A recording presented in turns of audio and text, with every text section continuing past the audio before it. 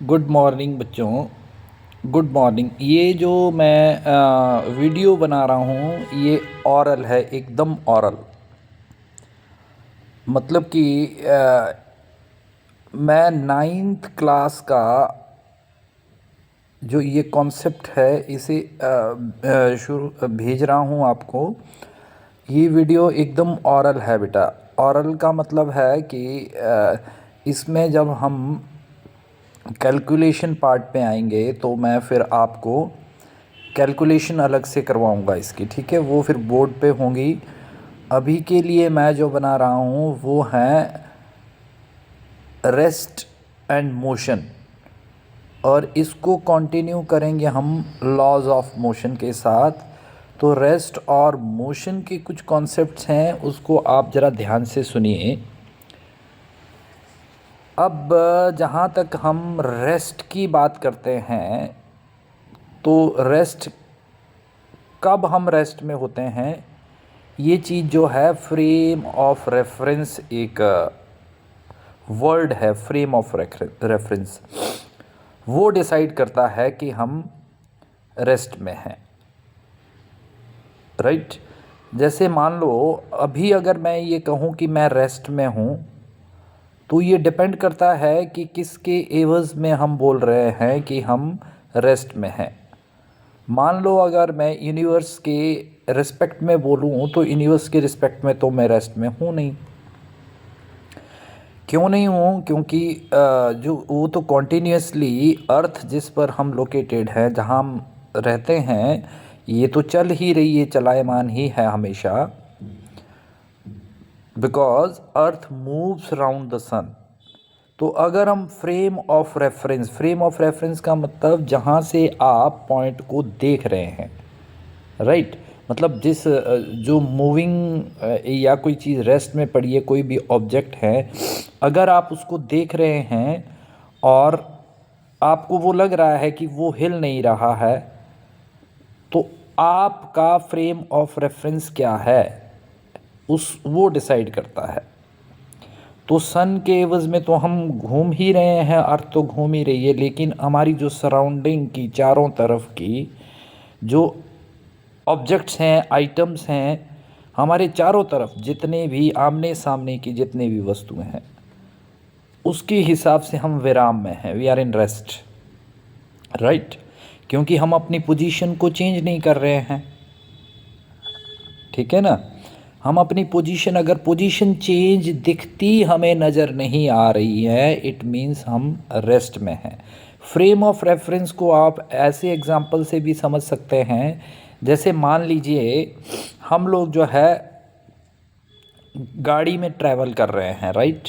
तो जब हम गाड़ी में ट्रैवल कर रहे हैं, गाड़ी में ट्रैवल करते हुए हम, मान लो हमारे बिसाइड एक बच्चा बैठा है, हम बोलेंगे चुपचाप बैठ, तो चुपचाप वो कैसे बैठेगा? भी वो तो मूवी कर रहा है, लेकिन हम फ्रेम ऑफ रेफरेंस जो है अपना सीट ले रहे हैं, राइट?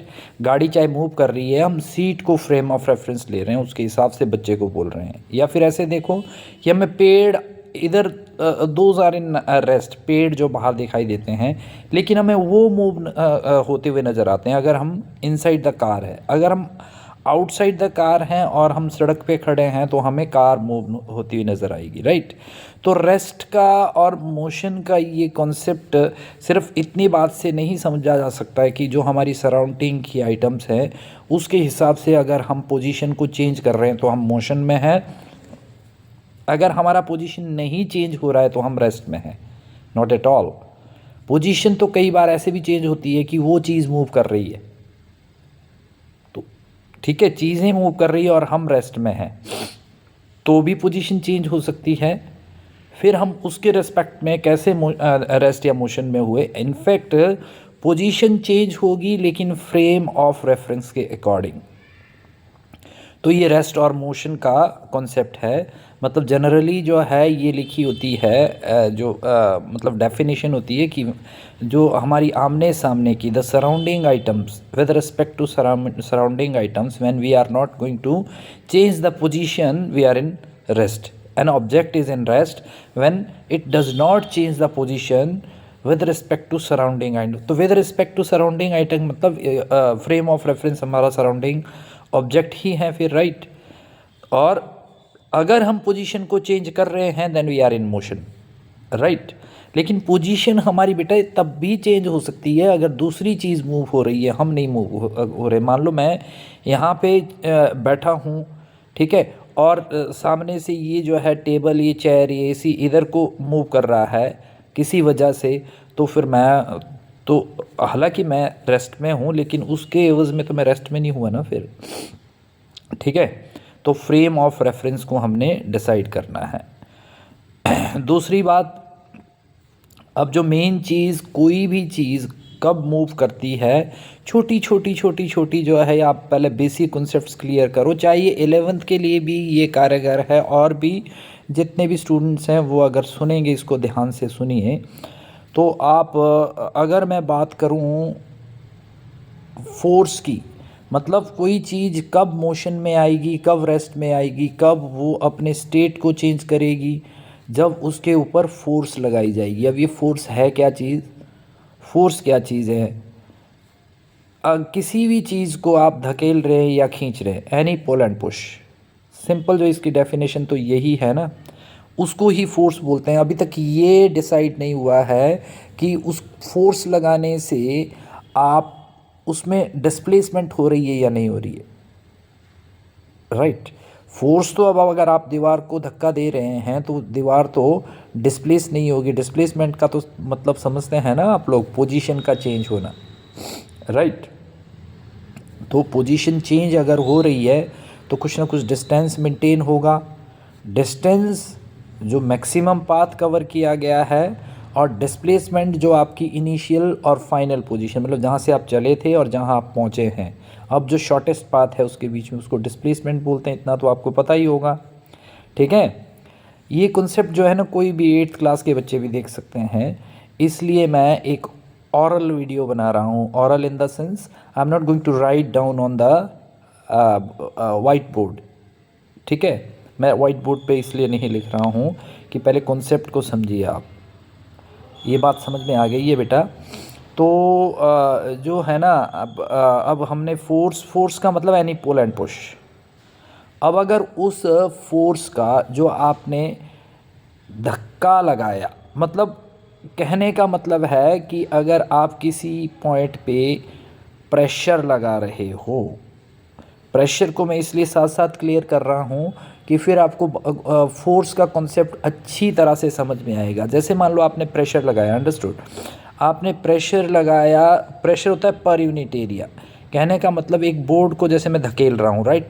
अगर मैं बोर्ड को धकेल रहा हूँ यहाँ से, तो मैं एक छोटे से पॉइंट पे जो है मैं प्रेशर लगा रहा हूँ, खाली छोटे से पॉइंट पे, मतलब पर यूनिट एरिया, सिर्फ छोटे से।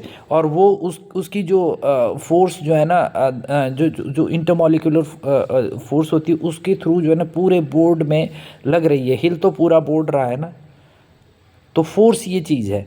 मतलब फोर्स के लिए ये पूरा नहीं है। अब मान लो अगर आपने एक पत्थर को धकेलना है तो पूरा थोड़ी लेट जाते हो, सो थोड़ी जाते हो उसके ऊपर, एक ही जगह पे प्रेशर लगाते हो, उसमें पर यूनिट एरिया प्रेशर होगा, और जो फोर्स होगी वो उसमें, वो जो एक्सपीरियंस कर रहा होगा हमारा बल, उसको जो है फोर्स बोलते हैं। उससे फिर वो जब वो हिलेगी तो उससे कनेक्टेड जो है फिर क्या बन जाता है, वर्क डन हो जाता है, वो काम, उसको काम बोलते हैं, दैट इज़ वर्क।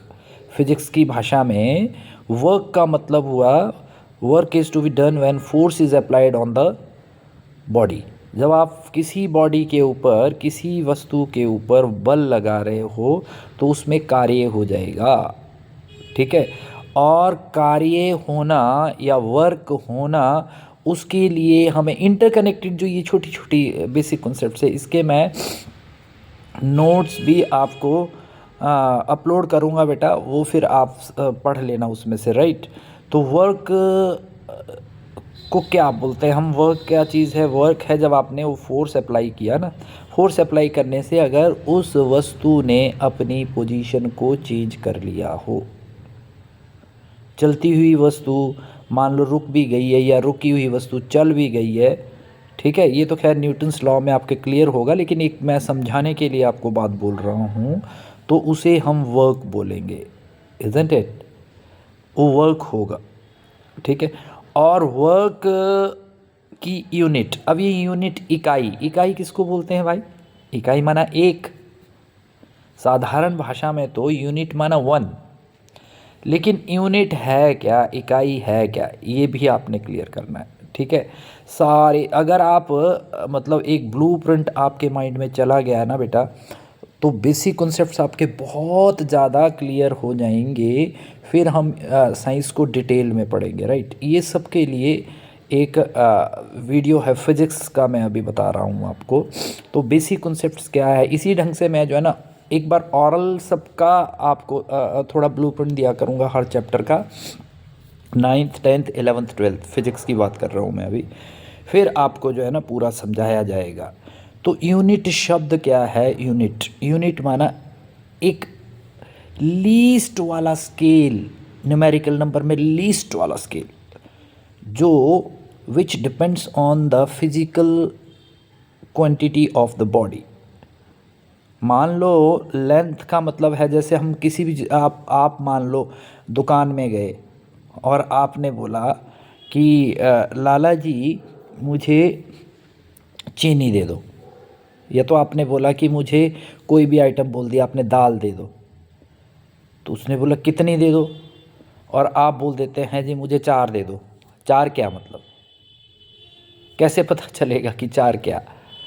4 दाने चाहिए, 4 ग्राम चाहिए, 4 किलो चाहिए, राइट, किलोग्राम चाहिए, कितना चाहिए, तो उसकी यूनिट डिसाइड होती है बेटा एक, ठीक है। जैसे किसी चीज़ का मास होता है ना, बॉडी का मास, मास की भी चलो मैं डेफिनेशन अभी आपको बताता हूँ, तो उसके हिसाब से उसका किलोग्राम होता है, उसका जो है यूनिट। यूनिट मतलब जैसे अब मैं अभी आपको कैसे समझाता हूँ, जैसे लेंथ की यूनिट मीटर है। अब कौन सा मीटर भाई, कौन सा मीटर, ठीक है।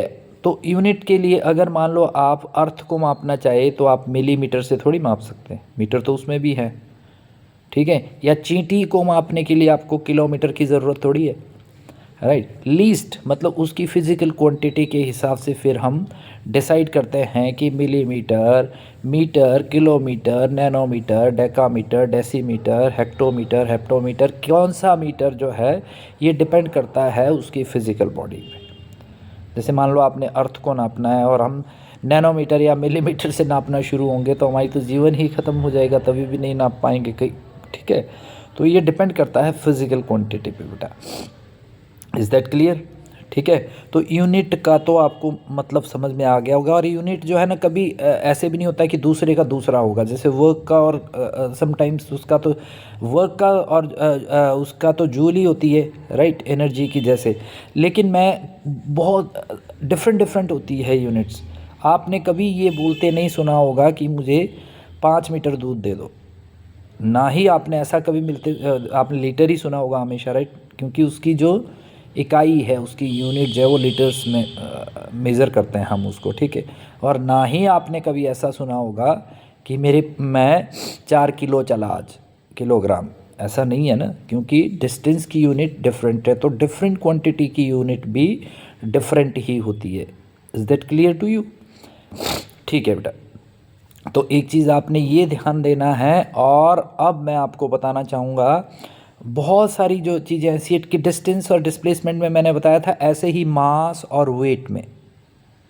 मतलब पहली बात तो ये है कि फिजिक्स जो है is about physical existence of the body. कोई किसी चीज़ की कोई मेज़रमेंट है तो तभी वो फिज़िक्स मानी जाएगी। अगर नाप ही नहीं है तो वो फिज़िक्स नहीं मानी जाती भाई। जिसका कोई मेज़रमेंट नहीं है वो फिज़िक्स नहीं मानी जाएगी। If we are talking about कि मेरा मन ख़राब है, तो मन is not physics at all.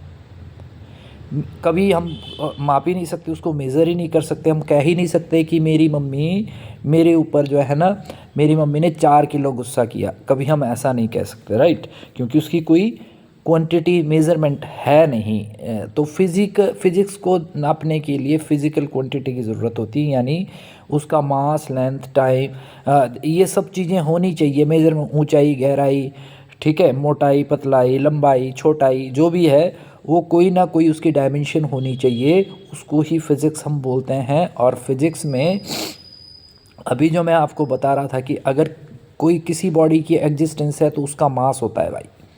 मास का मतलब है कि उसके अंदर जितना मटेरियल प्रेजेंट होता है, present particle in the, because each and every article of the world is being made up of the small particles which is called atoms, right? small particles से बन के मिल के बना हुआ है वो particles। अब कितने नंबर ऑफ particles हमारे अंदर है और कितने रिजिड है, कितने क्लोजली टाइट है, कितने डेंसर है वो कितने ये सब चीज़ें जो है ना मास को डिसाइड करती है। वेट और मास एक चीज़ नहीं है। वेट तो सिर्फ और सिर्फ जो है उस मास के ऊपर ग्रेविटेशनल पुल, उसको ही वेट बोलते हैं। जितना मास ठोस होगा, रिजिड होगा। रिजिड का मतलब जो उसका इंटरमॉलिक्यूलर फोर्स आपस में आंतरिक जो आकर्षण है, उसमें आणविक आकर्षण है, वो बहुत ज़्यादा होगा तो वो बहुत ज़्यादा ठोस होगा, और अगर वो कम है तो ज़्यादा ठोस नहीं होगा वो, राइट। तो डेंसिटी बोलते हैं उसको, घनत्व मतलब वो पार्टिकल है तो मौजूद, उसने मास बनाया, अब वो कितने ज़्यादा, जैसे एक वो गनी बैग लेते हैं ना, मान लो बोरी, और बोरी में हम कॉटन जो है ना हल्के से डाल देते हैं तो शायद से आधा किलो भी नहीं आएगी, राइट। और फिर अगर आप उसको ठूस के भर देते हैं तो वो डेंसर होती गई है, घनत्व उसका ज़्यादा होता गया है। चाहे वॉल्यूम का मतलब तो ये है ना कि जितना स्थान घेरता है। अब पहले घेरा था आधा किलो रोई ने स्थान, ठीक है, आयतन पहले तो आधा किलो रोई ने घेरा था। अब जब ठूस के भरी तो भाई उसके अंदर 14 किलो आ गई ऐसे, राइट। तो ये उसी से ही डेंसिटी डिसाइड होती है। अब तभी तो हम कहते हैं ना कोई चीज़ कितनी डेंसर है, पानी डेंसर है, मिल्क डेंसर है, आयरन डेंसर है, क्या डेंसर है, जिसके इंटरमॉलिक्यूलर फोर्स, एनर्जी सब चीज़ के अंदर होती है, ऊर्जा एनर्जी सब चीज़ के अंदर होगी। अगर मान लो हम कहते हैं कि मरी हुई चीज़ या कोई जो चीज़ लाइव नहीं है, जो सांस नहीं लेती, चलती नहीं, उसके लिए नहीं तो एनर्जी उसके अंदर भी है भाई। अगर एनर्जी नहीं है तो कॉन्स्टिट्यूट कैसे हो रही है वो, मतलब बंधी हुई कैसे उसके पार्टिकल अंदर से। मान लो ये टेबल है या मेरा शरीर है या कुछ भी है, पेन है, तो वो अंदर से उसके जो फोर्स, अट्रैक्शन फोर्स होती है ना, इंटरमॉलिक्यूलर फोर्स, वो अगर उसको एक जकड़े हुए एक दूसरे को, तो किसी एनर्जी से ही जकड़े हुए हैं ना, ठीक है। तो एनर्जी सब के अंदर होती है। मास आपको पता चल गया है, जितने प्रेजेंट पार्टिकल है। वेट होता है मास के ऊपर जो ग्रेविटेशनल पुल है, उसको हम क्या बोलते हैं बेटा, उसको हम वेट बोलते हैं।